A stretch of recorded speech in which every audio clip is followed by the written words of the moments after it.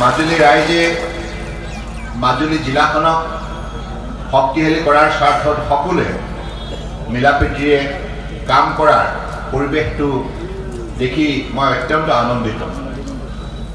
কাৰণ পৃথিৱীৰ বুকুত বৃহৎ নদীদ্বীপ হিচাপে স্বীকৃতিপ্ৰাপ্ত এই মাজুলী কলা সংস্কৃতিৰ প্ৰাণকেন্দ্ৰ, এটকা মহন্ত স্থান, বিভিন্ন জাতি জনগোষ্ঠী জনজাতি অনুসূচিত জাতি আৰু পিছপৰা অন্যান্য সম্প্ৰদায় সকলোৱে মিলি আজি মাজুলীৰ সৌন্দৰ্য বৃদ্ধি কৰাৰ ক্ষেত্ৰত, মাজুলীৰ গুৰুত্ব বৃদ্ধি কৰাৰ ক্ষেত্ৰত আপোনালোকে যেনেধৰণে মিলাপ্ৰীতিৰে মানৱীয় দৃষ্টিভংগীৰে কাম কৰিছে তাৰ বাবে মাজুলীবাসী ৰাইজ নিশ্চিতভাৱে কৃতজ্ঞতাৰ পাত্ৰ।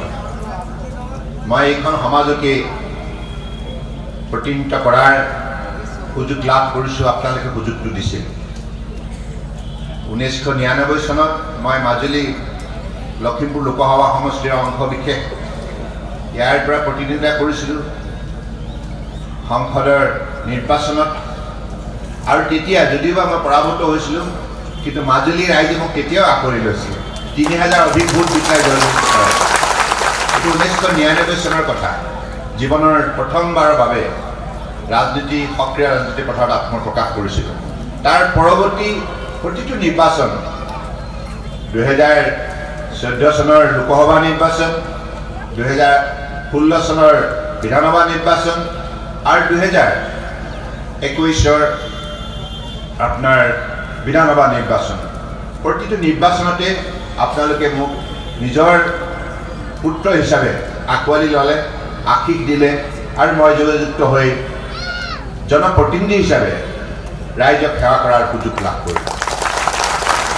সেইকাৰণে মই মাজুলীবাসী ৰাইজৰ ওচৰত চিৰকৃতজ্ঞ হৈ আছোঁ আৰু হৈয়ে থাকিম জীৱন শেষ মুহূৰ্তলৈ। আৰু আজি মোৰ ভাল লাগে কি, অসমৰ বিভিন্ন জিলাসমূহৰ কথা যেতিয়া বিশ্লেষণ কৰা যায়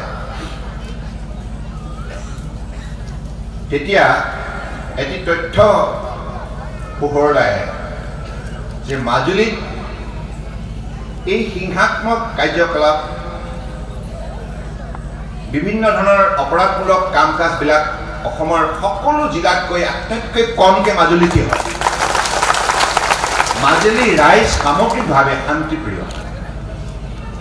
এই কথা মাজুলীয়ে কামে কাজে প্ৰমাণ কৰি দেখুৱাইছে।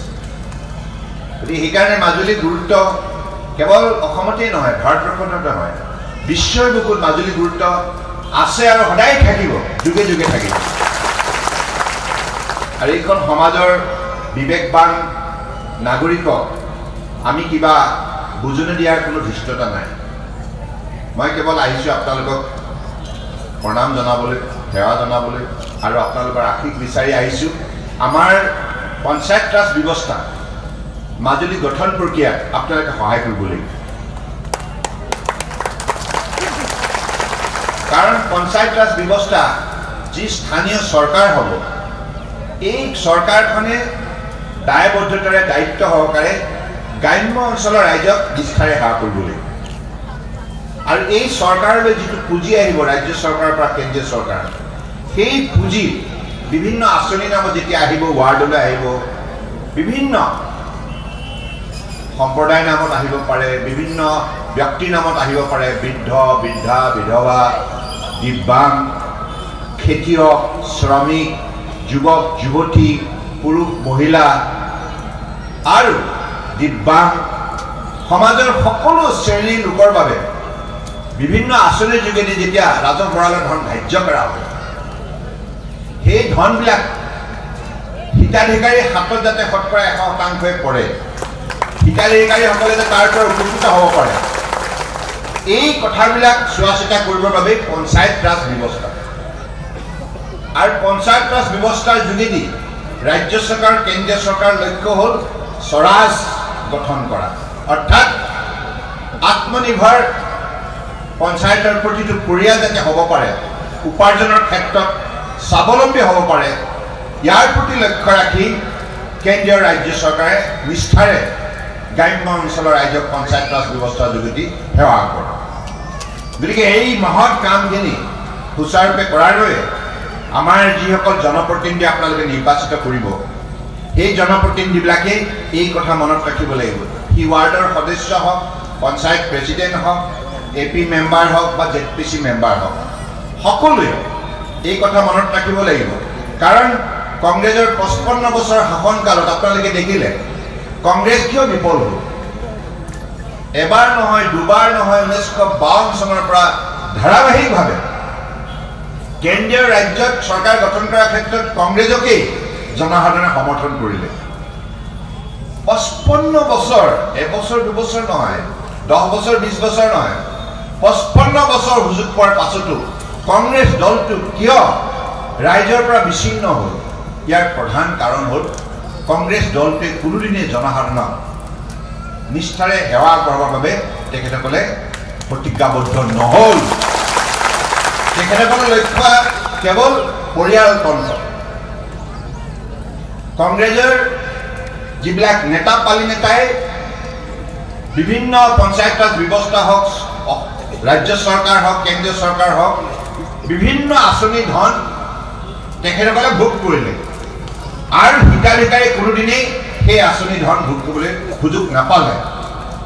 তেখেতসকলৰ দুৰ্নীতি, ভ্ৰষ্টাচাৰ আৰু পৰিয়ালতন্ত্ৰ ৰাজনীতিয়ে তেখেতসকলৰ ব্যক্তিত্ব মলিন হ'ল, শাসন ব্যৱস্থাত কালিমা সানিলে আৰু গোটেই ভাৰতবৰ্ষৰ শাসন ব্যৱস্থাটোৱে তেখেতসকলে ভাঙি ছিঙি চুৰমাৰ কৰিলে।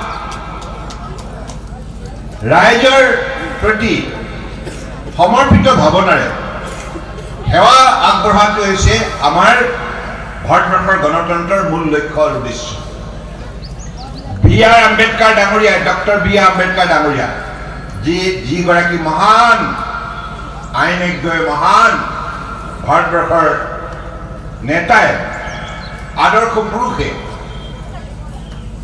ভাৰত সংবিধান গঠন কৰিলে তেখেতৰ নেতৃত্বত। আৰু সেই সংবিধানখনৰ মূল লক্ষ্য হ'ল যে ভাৰতবৰ্ষত বসবাস কৰা প্ৰতিগৰাকী নাগৰিকে যাতে মৌলিক অধিকাৰ সঠিকভাৱে ভোগ কৰিব পাৰে আৰু প্ৰতিগৰাকী নাগৰিকে সন্মান সহকাৰে ভাৰতবৰ্ষৰ বুকুত জীৱন নিৰ্বাহ কৰিব পাৰে। আৰু প্ৰতিগৰাকী সেই সংবিধানে বিবেচনা প্ৰদান কৰিলে যে প্ৰতিগৰাকীৰ প্ৰতি সমমৰ্যাদা, সমন্বয়ন, এই দৃষ্টিভংগীৰে যাতে শাসনৰ বাগজুৰি লোৱা লোকসকলে জনসেৱাৰ কামত আত্মনিয়োগ কৰিব পাৰে তাৰ ব্যৱস্থা প্ৰৱৰ্তন কৰিলে। গতিকে ইমান সুন্দৰ ভাৰতবৰ্ষৰ এই বিশাল গণতান্ত্ৰিক ৰাষ্ট্ৰখনত যি সংবিধানখন প্ৰদান কৰিলে, আজি এই সংবিধানখনে আমাৰ গণতন্ত্ৰৰ আত্মাস্বৰূপ। এই সংবিধানে ৰাজ্য চৰকাৰ, কেন্দ্ৰীয় চৰকাৰ, বিভিন্ন আৰবান বডি, ৰুৰেল বডি, বিভিন্ন পৰ্যায়ত জনসাধাৰণৰ সুবিধাৰ্থে চৰকাৰ গঠন কৰাৰ পদ্ধতি প্ৰদান কৰিলে। আৰু সেইবাবে এই ব্যৱস্থাটোক যাতে জনসাধাৰণৰ স্বাৰ্থত কেনেধৰণে আটাইতকৈ বেছি প্ৰয়োগ কৰিব পাৰি তাৰ প্ৰতি লক্ষ্য ৰাখিয়ে আমাৰ আজি তাৰিখত মাননীয় প্ৰধানমন্ত্ৰী নৰেন্দ্ৰ মোদী ডাঙৰীয়াই কেৱল 10 বছৰ ভিতৰতে কংগ্ৰেছে ভাঙি ছিঙি চুৰমাৰ কৰা শাসন ব্যৱস্থাটোক আজি পুনৰ সুসংগঠিত কৰি স্বচ্ছ আৰু নিকা নীতিৰে আজি সুশাসন ব্যৱস্থা ভাৰতবৰ্ষৰ জনগণক উপহাৰ দিলে। আজি সেই সুশাসনৰ ব্যৱস্থাৰ ফলশ্ৰুতিত মাজুলী জিলা, মাজুলীৰ উন্নয়ন, ৰাস্তা পদূলি, দলং, অনুষ্ঠান প্ৰতিষ্ঠান গঢ় লৈ উঠিলে। ঠিক তেনেধৰণে সমগ্ৰ ভাৰতবৰ্ষতে প্ৰতিখন জিলা, প্ৰতিখন গাঁও এনেধৰণে পৰিৱৰ্তনৰ মুখ দেখিবলৈ সক্ষম হ'ল। আৰু বিভিন্ন লোকৰ নামত আবণ্টিত ধন স্বচ্ছ আৰু নিকা পদ্ধতিৰে হিতাধিকাৰী যাতে শতকৰা 100% লাভ কৰিব পাৰে তাৰ বাবে ব্যৱস্থা প্ৰৱৰ্তন কৰিলে মোদী ডাঙৰীয়াই। বেংকৰ একাউণ্ট খুলি DBT যোগেদি দিল্লীৰ পৰা মাজুলী কোনোবা শ্ৰেণীৰ বাবে যদি কিবা আঁচনি নামত ধন ধাৰ্য কৰা হৈছে, সেই আঁচনি ধন যাতে মাজুলীৰ ব্যক্তিগৰাকীয়ে শতকৰা 100% পাব পাৰে তাৰ ব্যৱস্থা প্ৰৱৰ্তন কৰিলে। যিটো কাম কংগ্ৰেছে 55 বছৰ কৰিব নোৱাৰিলে। কংগ্ৰেছৰ দিনত শিশু খাদ্য আত্মসাৎ কৰা হৈছিল 7 লাখ। মই যেতিয়া মুখ্যমন্ত্ৰী আছিলোঁ তেতিয়া দেখিলোঁ বহুত কাৰাপশ্যন পূৰ্বৰ চৰকাৰবিলাকত। আৰু চোৱা চিতা কৰি গম পালোঁ 7 লক্ষ ভুৱা শিশুৰ নাম দি পেলাই ৰাজভৱন আত্মসাৎ কৰিলে কংগ্ৰেছৰ নেতাসকলে। 3 লক্ষ ইন্দিৰা আৱাস যোজনা আটাইতকৈ দৰিদ্ৰজনক এটা ঘৰ দিয়াৰ যিটো প্ৰতিশ্ৰুতি আঁচনি আছিল, সেই আঁচনিও 3টা পৰ্যায়ত সেই হিতাধিকাৰীক দিয়াৰ যিটো প্ৰতিশ্ৰুতি আছিল, সেই টকাখিনিও আত্মসাৎ কৰাৰ ফলত মই যেতিয়া মুখ্যমন্ত্ৰী আছিলোঁ তেতিয়া 3 লক্ষ ঘৰ অসম্পূৰ্ণ হৈ থাকিল দুখীয়া। আকৌ আমাৰ চৰকাৰে সকলোবিলাক খা খৰচ কৰি পেলাই 3 লাখ ঘৰ সুন্দৰভাৱে সাজি দৰিদ্ৰ জনজনক উপহাৰ দিলে। এইটো হৈছে পাৰ্থক্য বিজেপি চৰকাৰ আৰু কংগ্ৰেছ চৰকাৰৰ মাজত পাৰ্থক্য। কংগ্ৰেছে কোনোদিনেই জনসাধাৰণক ভগৱান ৰূপত তেখেতসকলে গণ্য নকৰিলে। মাননীয় প্ৰধানমন্ত্ৰী ডাঙৰীয়াই কিন্তু সদায় কয় এইখন সমাজেই হৈছে ঈশ্বৰৰ ৰূপ, দৰিদ্ৰজনক সেৱা কৰিলেই তোমাৰ জীৱন ধন্য হ'ব।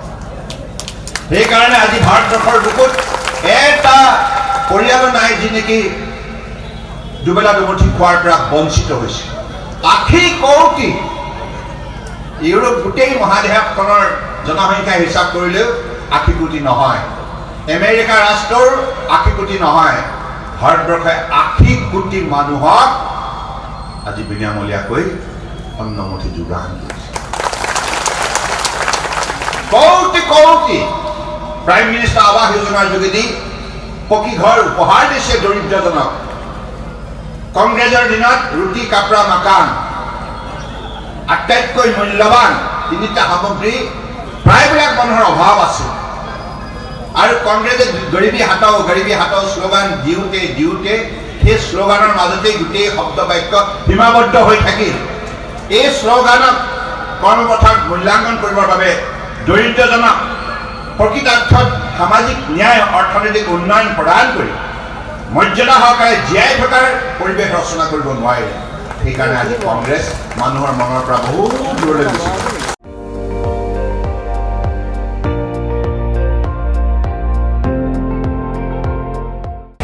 আপুনি চাই আছে ND24, সৰ্বশ্ৰেষ্ঠ নহয় সৰ্বোত্তমৰ দৌৰ।